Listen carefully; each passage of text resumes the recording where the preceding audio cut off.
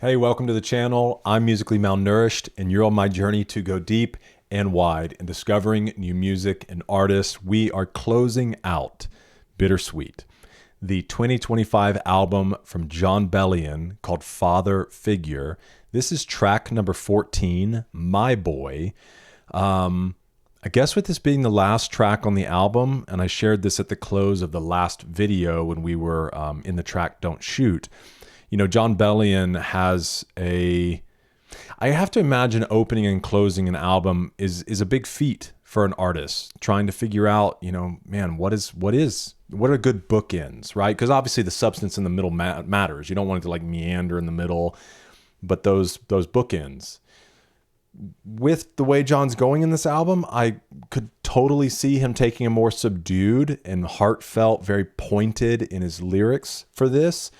But if it's anything like Father Figure, Glory Sound Prep, they could be big, triumphant, swelling, and then bring us back to this place of calm. I'm also curious, with it being My Boy, if there's any play on the song My Girl. My girl, talking about my girl, that song. So I guess let's jump in and see.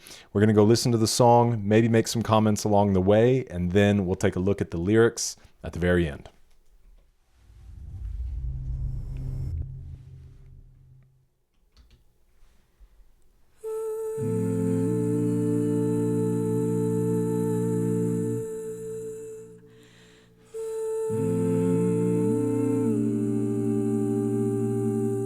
Beautiful harmonies to start.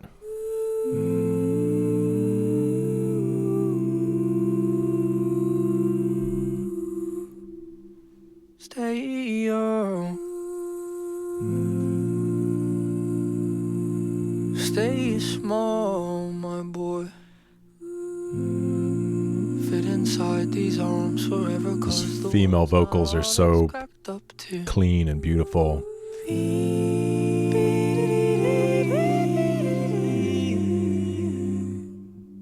I sigh,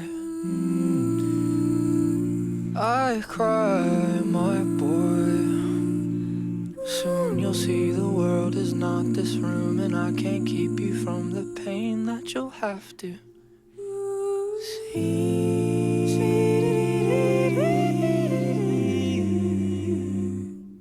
Lord, it's tough to hold my son and be here in a moment. I need to keep him safe. Tell me which direction this world is going. I feel ashamed for my lack of faith when you walk the ocean. Eve bit the apple, my faith is weak and my trust is broken. There's things that I can't keep him from, like the loneliness you feel and the realizations of growing up. Like a best friend at his mother's bedside when she passes from the leukemia. Like a coach about to die asking you why he's gotta leave his son. I hate the weakness of owning up to the sins of past. I hate the weakness of giving up what I used to have. I hate the weakness of showing my son what makes me sad. He said a present father is worth way more than a perfect dad. stay young. Stay small, my boy.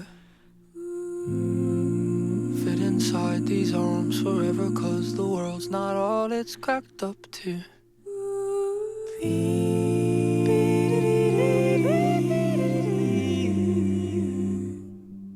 I sigh, I cry, my boy. Soon you'll see the world is not this room, and I can't keep you from the pain that you'll have to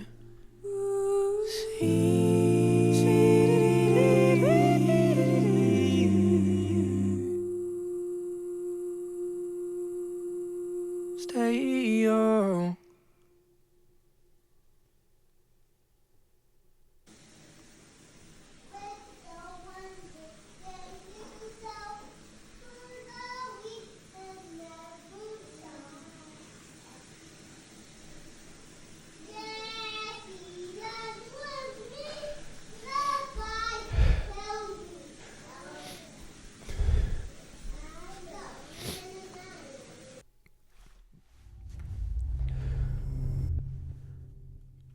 Oh, gosh, dude.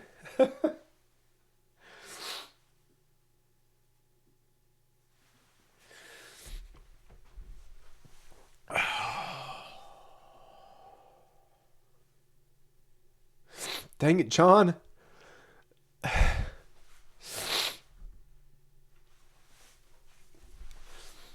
I've been out of tissues for like 3 freaking weeks. Oh. Well, he definitely went the way I was expecting. Just subdued. Really wanted to communicate a message,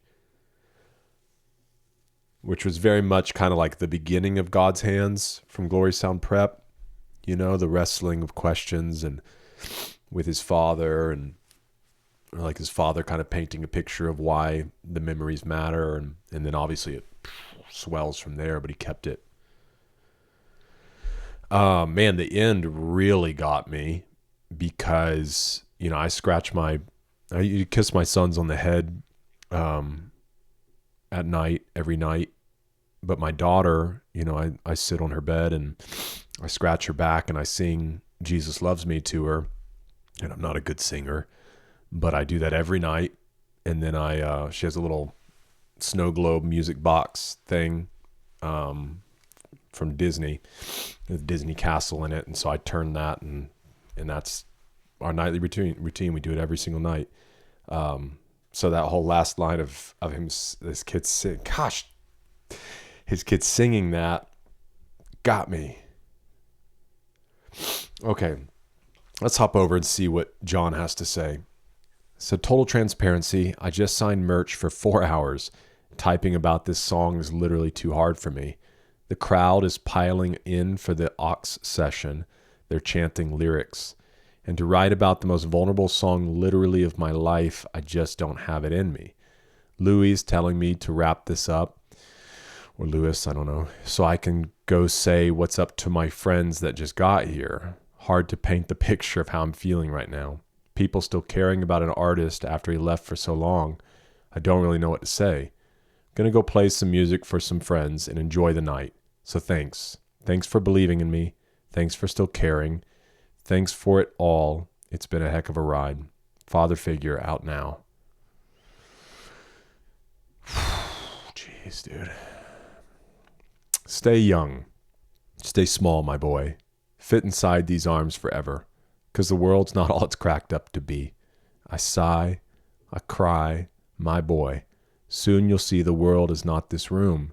I can't keep you from the pain that you'll have to see.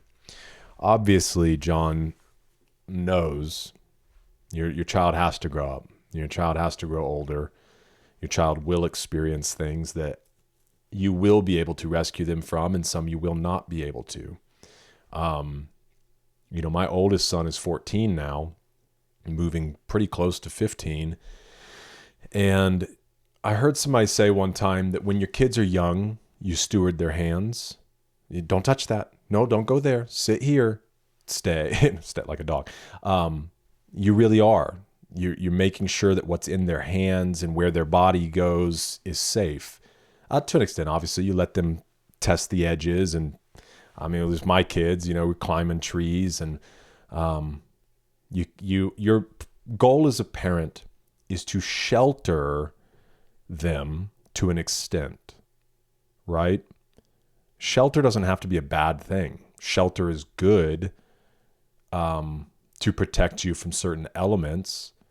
But if you're always inside, then you never grow as a person. And so shelter is necessary, but at the same time, we have to let our kids explore.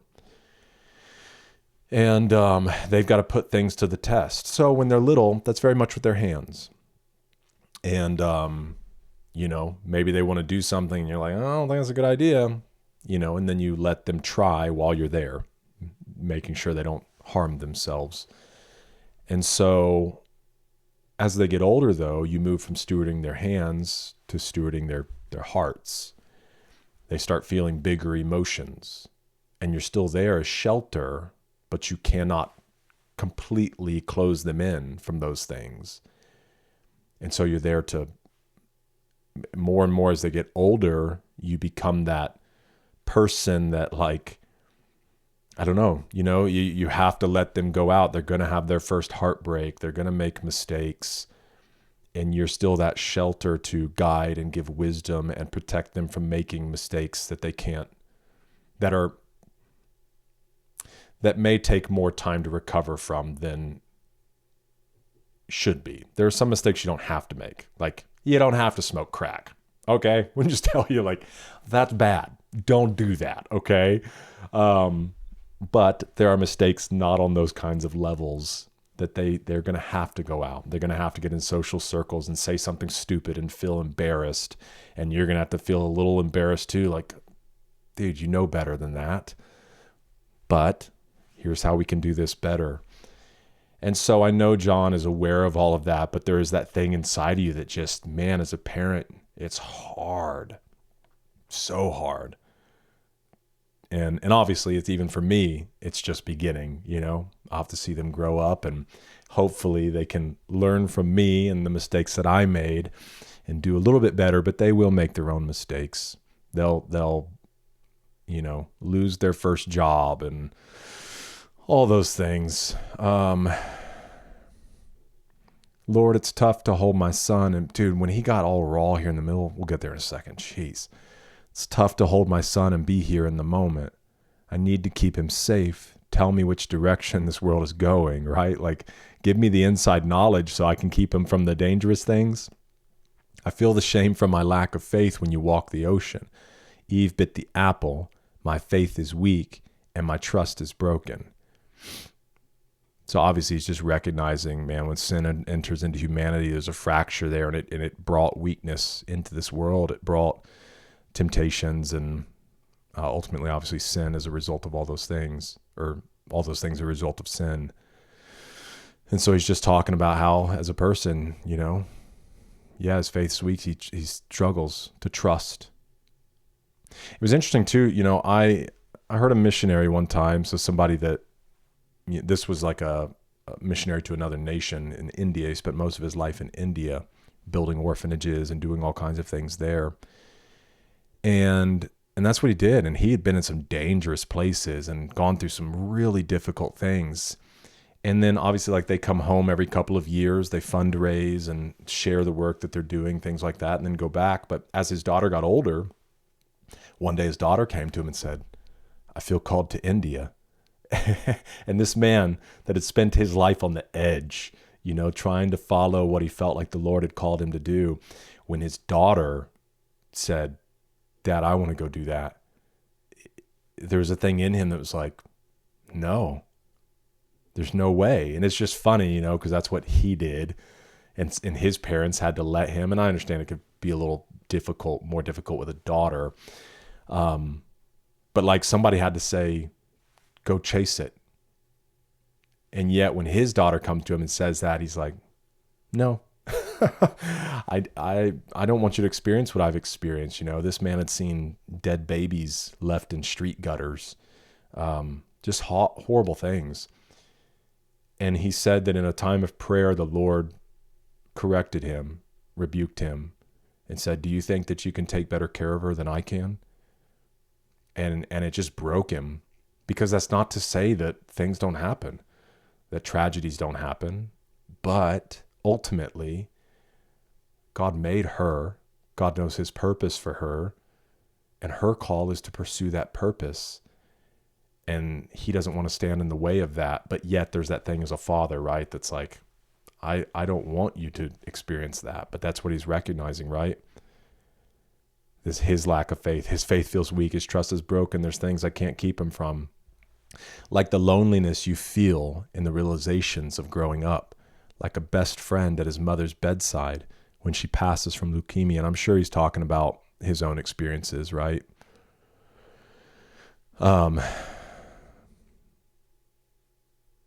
Probably people that, he had a friend, probably a parent passed away from leukemia, and having to watch that. Like a coach about to die asking you why he's got to leave his son. Curious about this, and there's no annotations here. He doesn't really give us a lot of insight, but again, I'm sure it's just a story that he's walked through or experienced. I hate the weakness of owning up to the sins of the past. Yeah. That's the hope, right? That our children learn from the sins of their fathers. And by fathers, I'm encompassing mothers, I'm encompassing humanity. But that sons and children learn from the sins of their fathers and do better. That hopefully, like Jon as well, he's in a different place in life, recognizing his own sins, his own weaknesses, and things that he's conquered now that he probably wants his son to do even better than he did, and then his son's sons to do better than them. I hate the weakness of giving up what I used to have.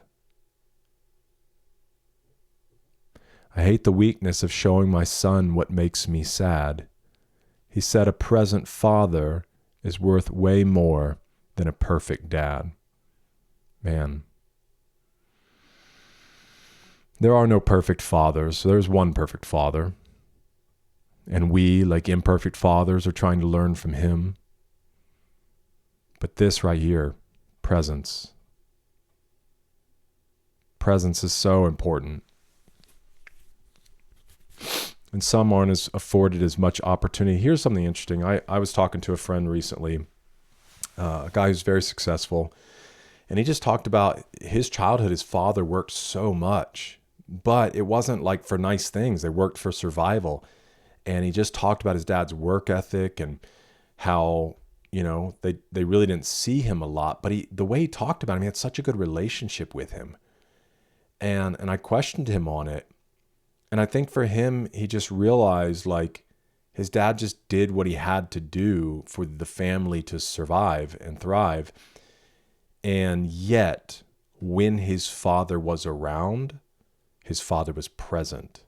And I think that's the difference. Some of you, either your fathers or maybe you are a father or someone like maybe you work the night shift. Maybe you have demanding hours. And I think there's always a place within us as parents to hold those things in the light, because I know people that have walked away from lucrative careers, taken pay cuts, because they were like, I needed to be with my family. And so that's the difference, right? So you have to decide and weigh for yourself, where is my time and my attention and my investment, and am I pursuing the wrong things and leaving my family out to dry? So you answer those questions, but regardless, you could be a father that has all the time in the world and is still not present. But the time that you do have, where you're able to be there, being a father, there's no place for selfishness. Being a husband, there's no place for selfishness. It has to die. You gotta die if you're gonna be a good father, a good husband, good mother, good wife. But especially to men, I know men that can be incredibly selfish. Like I like video games, and I have time for video games sometimes. I haven't played a video game in a really long time. Growing up as a teenager, though, I had tons of time to play video games. Then I got married, and I played video games every now and then, but I knew friends that like couldn't grow out of that place. And they ended their marriages because they couldn't put the freaking controller down. They became selfish and used that as a way to medicate, their lives. And they never grew up. They were boys. And so that idea of putting selfishness to death and being present means everything. That's not about time. Like, get the time if you can. But when you have the time, be present. Stay young, stay small, my boy. Fit inside these arms. Okay, so it's a repeat. And then obviously the outro. So cute. Beautiful. Well, Jon, you effectively wrecked me. Thank you for this gift. Thank you for this album. Thank you for continuing to bring your gifts to us. And we're wishing you the best, praying for you and your career and your family. And I look forward to what you do in the future. I have now officially listened to most everything that Jon has done, not some of the collabs that he's done with other people, and we might get to some of those, but as far as his music library that's available publicly, we've been through it And I am thankful that I have unlocked the entire library of music for Jon Bellion. So now I get to listen to it as much as I want, whenever I want. Thank you for being with me on this journey. I hope to see you in the next one, because we're eating good.